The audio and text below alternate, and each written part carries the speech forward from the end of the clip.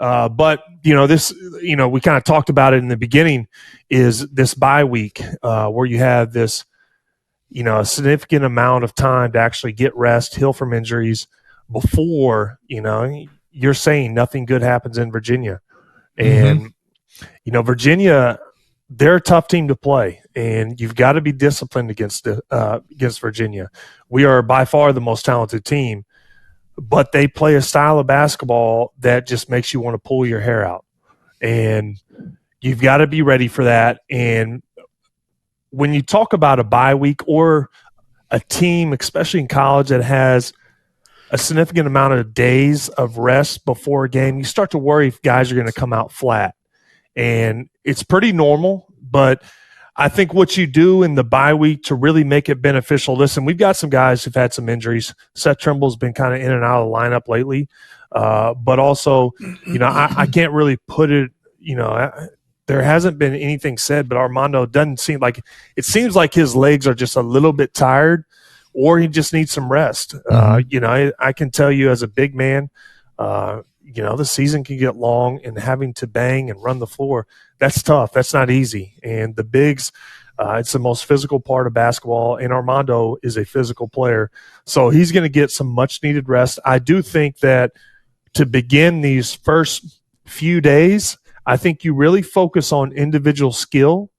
I think you focus on bringing attention to, injuries or certain little things that might be nagging to kind of prepare you and get ahead of something that could potentially bother you later on down the road. And also, a lot of people talk about this, but you got to get in the weight room. There's not a lot of time during the season where you can really work on your body, work on your strength, and all that, I think, has a big factor in the staying healthy and preventing injuries. When you can get in the weight room, work on your body, and get your body right and a little bit stronger, it's very difficult to do that during the season.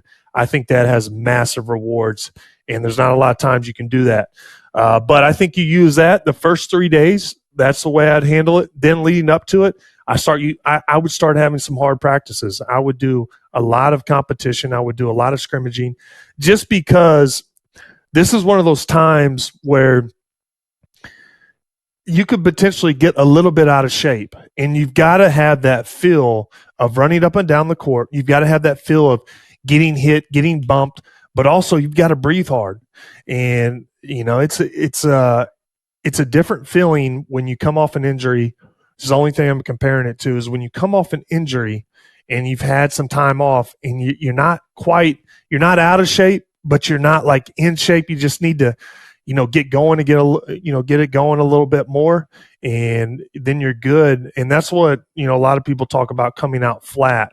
To me, that's what, I would say flat really means is, hey, these guys just hadn't been up and down in a few days, and they got to get that feel back.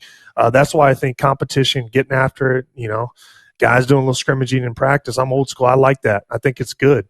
And you don't get a lot of time to really work or have quality practice during the season because you're traveling, you're playing games, guys are injured.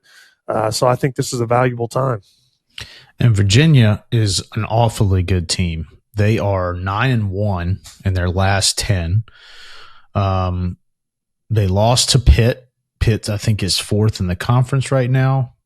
And then they've lost at NC State, at Wake Forest. They are, 5-6 in the conference. They did lose at Notre Dame. But that's a long time ago. That's a really bad loss. Yeah, that's a bad loss. But, that's December 30th. So there's all kinds of college explanations for that one. So, and as if Virginia's not a good team anyway. They're well coached, very structured. To your point, thank goodness this game is at 4:00 in the afternoon on a Saturday. Look, if it wasn't the Tar Heels, it is prime nap time. Because to your point, sometimes you got to hold your finger up in front of your face, in between your face and the TV, just to make sure those guys are moving on offense. Good grief. The Croatan Cougars out there trying to put the ball in the bucket. It's like drawing blood.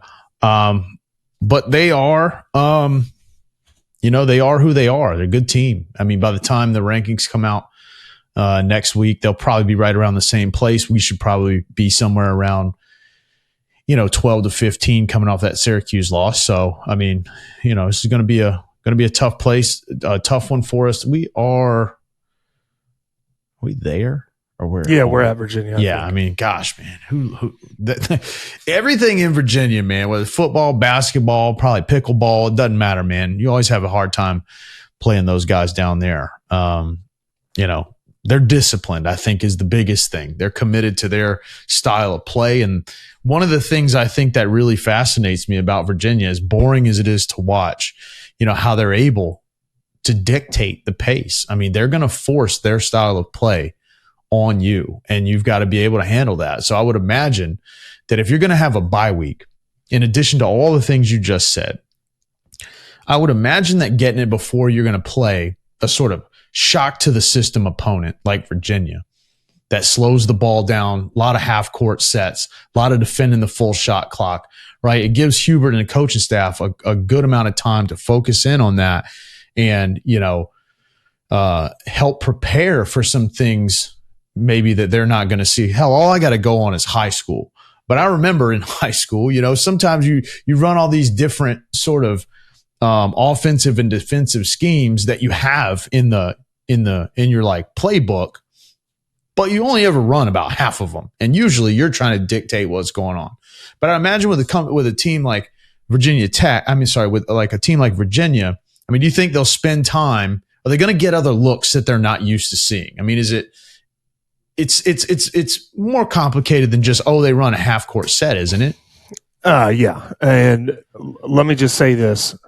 How do I prepare for this team? Listen, I don't start preparing for Virginia.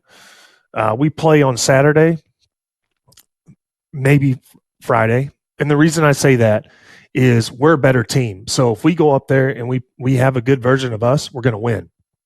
But you've got to know who you're playing, and you've got to know their strengths, and you got to know how to handle that, or you could be the worst team and still lose. I always like this time where you have a significant amount of time. Hey, let's hone in our craft. Let's get better at what we do, and let's not worry too much about Virginia, even though Virginia is kind of an anomaly and they're a different style and we don't see this regularly. It's going to be a good challenge. So on Friday, before we play them, kind of usually what you have is you have that scout. You go over some clips.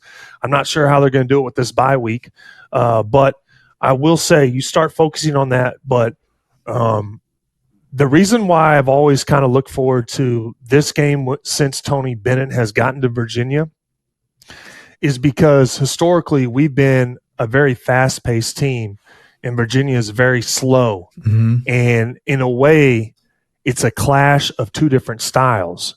And I want to see who's going to win that. I want to see, hey, are we going to go up there and we're going to make them play with us, or are we going to slow it down and play their style? I just think who's better at whose style is going to win. But I will say, Sleep, Virginia, why I don't like slow basketball is because Virginia is not used to playing from behind. So in my opinion, if you get a lead on Virginia, significant, like a decent lead, they really become vulnerable because then they have to speed it up. They have to try to come back from being behind, and that style is not really productive to what they want to do.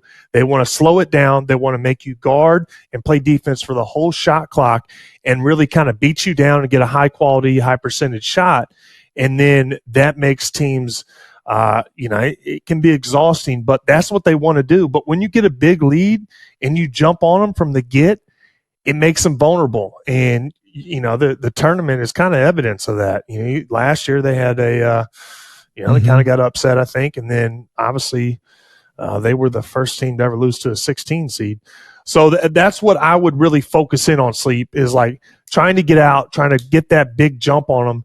And, I think that if we do that, I think that's the key to this game. But also I think we're a better team when we run, and we've got to play defense because this team's success is going to be dictated by its defense and how they play defensively going forward in the future. And, that's been this whole year. When we've had some losses early on, especially against UConn. Now, after we lost to UConn, we became a totally different team. We honed in on our defense, and we became tough and physical defensively, and one of the best defensive teams in the country. And then we started like winning games and going on these streaks. Guys are looking good. That's why I think it's such a key. But you know, in particular against Virginia, I think it's going to be dictated by the pace. You've got to push the ball, and you cannot play Virginia basketball because they're much better at that style than we are. Yeah, I mean, Carolina has 11.5.